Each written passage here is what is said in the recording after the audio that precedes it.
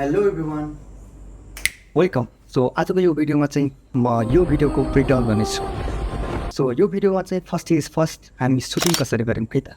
हामी भन्दा नि म एक्लै बाहिर एकदमै काम थियो। सो म टर्न अन गर्छु एसी अन गरिसकेपछि ताकि मजाले काम गर्न पाऊँ म मेरो इन्भाइरोमेन्ट। र त्यसपछि मैले चाहिँ यसरी ग्रे स्क्रिनको दुईवटा लाइट्सहरू म्यानेज गर्छु र लाइट्सहरूलाई पोजिसन गर्छु।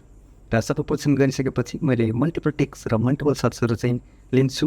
यो सबै मैले चाहिँ स्ट्यान्ड लगाएर लिन्छु है त।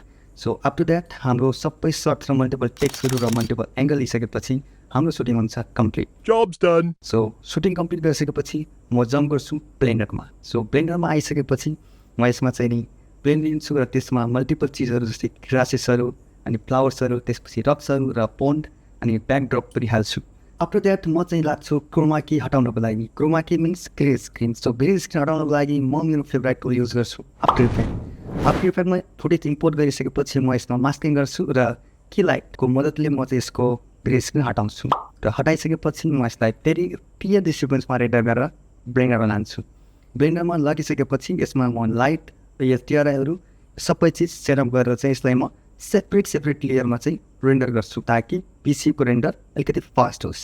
आफ्टर द्याट म यसलाई फेरि कम्पोजिटिङ रिलाइटिङ सबै चिज गरेर तपाईँ हेर्न सक्नुहुन्छ मेरो फाइनल रिजल्ट। इन्जोय।